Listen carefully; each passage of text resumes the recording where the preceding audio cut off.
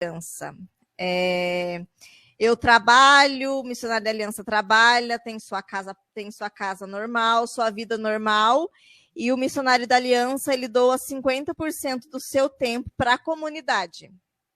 Então, eu doava 50% do meu tempo para a comunidade. E eu falo assim, que eu tô na comunidade hoje, graças a Deus, a um sorriso de uma missionária, da Tamara. É só graças a Deus ao sorriso dela, eu permaneço na comunidade. E, claro, por causa de Deus, porque eu falo muito que, assim, que se fosse pelas pessoas, olha, não é fácil, eu já tinha desistido, mas é por Deus. E daí eu descobri que na comunidade de Aliança, na comunidade Aliança Misericórdia, tinha pastoral de rua, que era o trabalho que eu via lá anos atrás os padres fazendo, e tinha aqui em Sorocaba. E me apaixonei pelo carisma, claro, né? E daí eu queria trazer todo mundo que eu conhecia, todo mundo, inclusive o Anderson Cantonella fui eu que trouxe. E eu queria trazer todo mundo, queria que todo mundo conhecesse a mesma coisa que eu conhecia. E continuei. Daí a minha irmã voltou. Ela, com a orientação dela lá em São Paulo, decidiu que ela ia voltar para casa. Daí já foi mais um processo, porque eu tinha ficado praticamente de 2, 3 anos ela morando lá no Botuquara. A gente ia visitar, mas era ela lá e eu na casa da mãe com o pai e o Jonathan com o Kevin. Daí ela voltou, foi o processo de eu acostumar de novo com ela. Mas eu dei graças a Deus, claro, né? Porque, né? E assim, eu falo que foi na casa da mãe com o pai que eu aprendi a ser filha. Que daí, na minha cabeça, eu não era mãe. Eu era filha. A mãe era lá em Capão, em Sorocaba. Quando eu fui morar com eles, eu era filha. Eu era a irmã da Crau. Eu não era mais a mãe dela. É um processo doloroso. Porque mesmo sabendo que a mãe com o pai eram nossos pais, adotivo, na minha cabeça ainda, então foi um processo assim meio doloroso, que eu aprendi na comunidade. Até mesmo porque assim, quando você participa desse processo de adoção, ainda criança, acho que sim. Agora já era de quantos anos aí, Carlinhos? Eu tinha 20 anos quando eu vim para Sorocaba. E assim, querendo ou não querendo, eu com a Crau era nós duas que morávamos aqui em Sorocaba sozinha, então quando a gente queria fazer as coisas, a gente fazia, quando a gente não queria, a gente não fazia. Agora, você ir morar praticamente com um estranho e ter que conviver com eles é difícil, mas eu consegui. Valeu a pena? Valeu. Então... É aquela coisa que eu falo, que perguntam, você faria de novo? Eu falei, faria tudo de novo.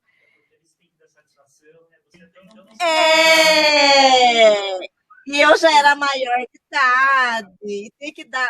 Eu falei, gente do céu, será que eu estou fazendo a coisa certa? Mas eu fiz, e eu falo assim que é um presente de Deus mesmo, que foi um presente de Deus, eles na nossa vida, assim.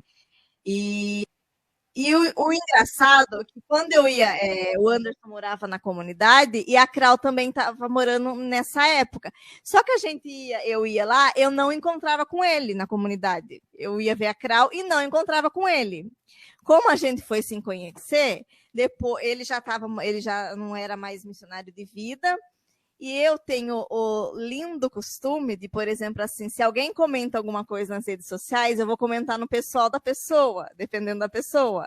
E eu não lembro o que ele postou, e eu comentei no pessoal dele, no dia 30 de abril de 2018. 30 de abril de 2018. E daí a gente começou a conversar. Porque até então, o Anderson, você pensava em ser padre, assim, da Aliança Misericórdia? Passava pela sua cabeça ou não? No meu 3º ano, eu fui enviado para São José dos Campos, de missão, e é um 3º ano de missão, eu senti no coração de me tornar um frei. Um frei, porque uma vez eu fui fazer uma missão itinerante, lá em Minas, em Salinas, no 2º ano de formação. Lá tinha os freis franciscanos, e eles faziam a filosofia, a teologia, e depois, devido à precisão da missão e à necessidade da missão, poderiam se tornar padres, mas até então eram freis. E aquilo ali me despertou o desejo de se tornar frei, e eu tinha o desejo de não se tornar frei e ficar acomodado, mas de me tornar um frei na aliança e fazer a filosofia e a teologia para mais na frente, caso a necessidade da missão, eu me ordenasse. Mas aí, uma vez eu fiz um retiro de silêncio, baseado em Santo Inácio de Loyola, e tem as contemplações, esse retiro inaciano, e eu lembro que eu estava lá contemplando na mesa com Jesus, com os discípulos, e com Nossa Senhora, e Pedro começava a me dar a risada da minha cara, falando que eu ia casar. E eu brigando com Pedro, falando que eu não ia casar. E falando com Jesus, né? Que eles estão falando que eu vou casar, sendo que meu caminho é o celibato, celibatário. Um menino puro. E eu sempre falava, Jesus, eu não quero ser freira. Eu sempre falava, eu quero casar. Você falando isso, vocês conhecem a comunidade do Autocáter? Sim. Eu fiz o caminho vocacional e eu participei de um ano. Aí todo mundo, você vai ser padre. Eu falei, não quero ser padre. Todo mundo começou a falar. Você lembra desse processo? Todo mundo falando que eu ia ser padre. Não quero. Não era pra ser Tá vendo? Mas aí, no caso, aí voltando à questão do encontro, das mensagens, que foi no primeiro olhar, né? Que fez aquela música. Não foi, porque foi... Na verdade, na comunidade, a gente tem um processo pra gente começar a namorar. Vocês fizeram o caminho. Um caminho. A gente, a gente tem um processo na comunidade. A gente conhece, né, a pessoa.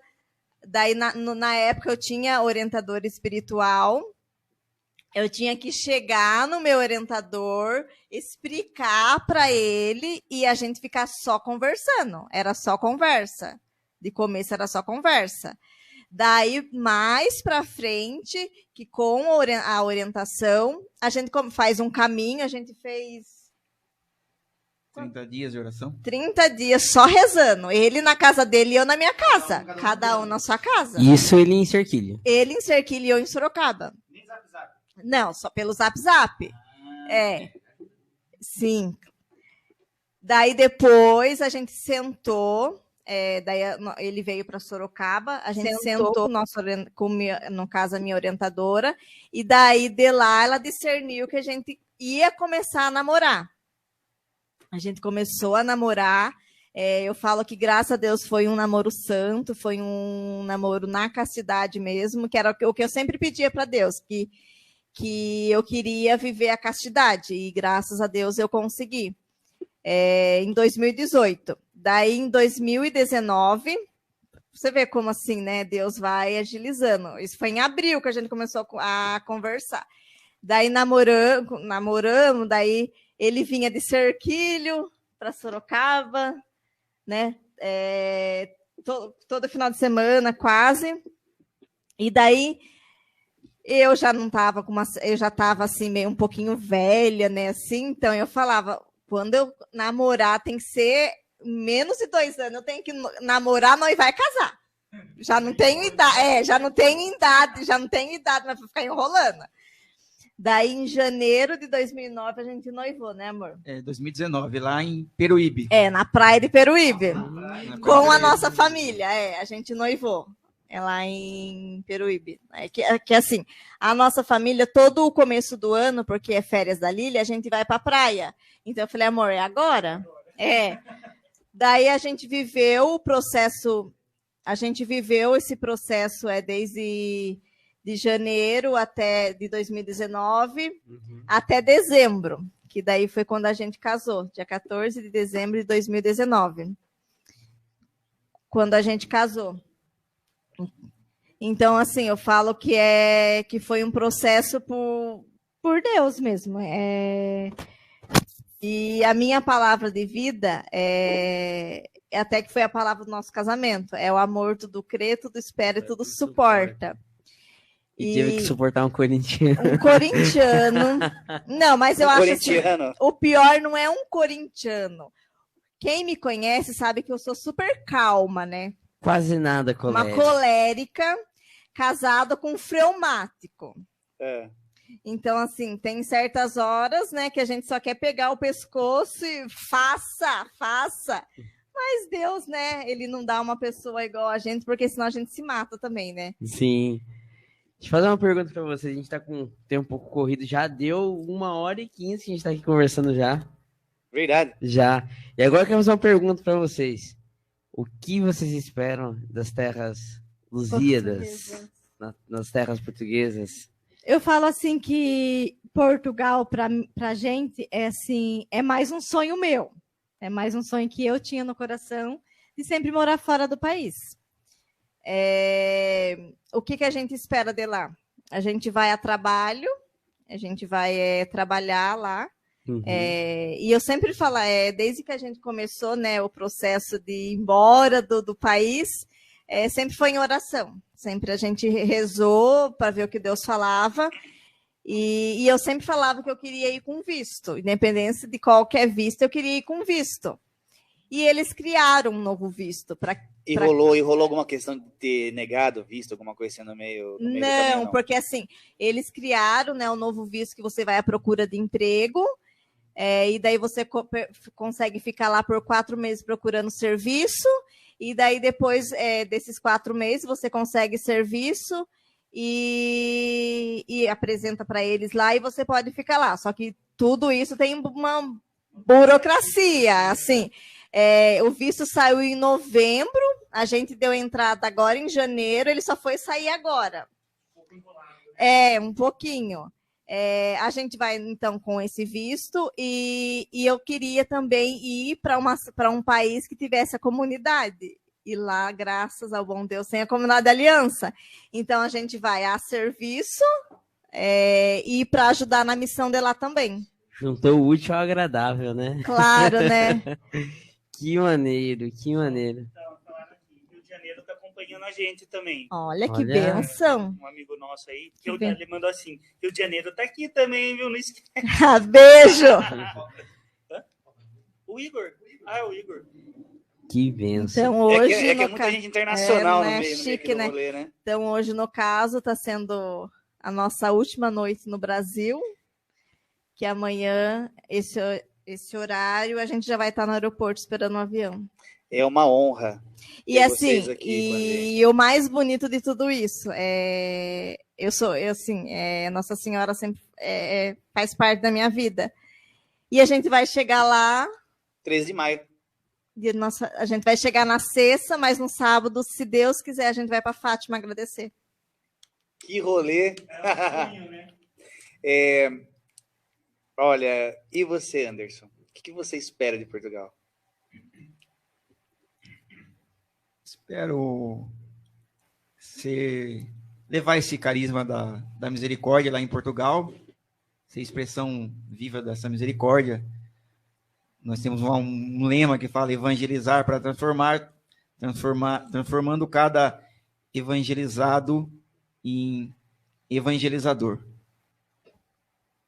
E ali somar forças junto com os missionários de aliança, junto com os missionários de vida, e deixar Deus agir em mim, né? Porque a minha palavra de vida é o Espírito de Deus. O Espírito sopra onde quer, ninguém sabe de onde vem, nem para onde vai. Assim acontece com todo aquele que nasce do Espírito. O vento sopra, né? Onde quer, ninguém sabe de onde vem, nem para onde vai. Assim acontece com todo aquele que nasce do Espírito. Então, a certeza dessa palavra de vida é que Deus está me conduzindo. E mesmo nos lugares, às vezes, aonde eu acho impossível de eu ir, eu acho de impossível de eu pisar, ou de eu anunciar misericórdia, é Deus que está me enviando nessa obediência a Ele, né? Porque essa viagem para Portugal foi decidida em oração, em unidade, porque o matrimônio é a unidade, né? E o que mais me tocou nessa viagem, a gente tem uma irmã falecida, que é a Josi, E a Josi era consagrada a Nossa Senhora de Fátima, que era animadora daqui, faleceu recentemente nesse ano. E quando ela estava lá no caixão, eu ficava olhando para aquela medalha de Nossa Senhora de Fátima nos braços dela. Eu pedi a intercessão dela no meu serviço, no meu trabalho. E justamente no dia do aniversário da filha dela, da Isabel, chegou o nosso passaporte. Então, é uma graça da gente estar indo lá para Fátima, indo para Portugal e visitar Fátima, com a intercessão da nossa irmã Josi. E a graça que nós vamos ter também é que a jornada é em Portugal, né? Ah, é verdade, Já né? já é Vamos o bem dizer em combo. casa, né? Recebeu o Papa Francisco assim, na sala, né, de casa. Desculpa aí, né? Que alegria ter vocês aqui, mas antes de a gente encerrar tudo, né? E por mim, a gente ficaria aqui mais umas 2 horas conversando, né? O papo flui, né? Sim. Flui com naturalidade. Quem aqui nos acompanha também me mandou aqui um print aqui de vocês aqui conversando. É um grande amigo de infância, quer dizer, infância porque ele já era velho, né? Eu era novo, né? Eu sou Paulo Riccielli, é um grande amigo. E nós queríamos agradecer, primeiramente, a vocês, o sim de vocês, essa noite que é a noite mais importante da vida de vocês, uma das, acho que para mim, assim, eu não consigo nem expressar o que eu estou sentindo. Esse projeto, que é um projeto muito bacana, muito lindo, que é o podcast Só pela Misericórdia, e a convite do Ney, nós estamos aqui na estreia, ter vocês aqui, na última noite de vocês aqui no Brasil. Então é uma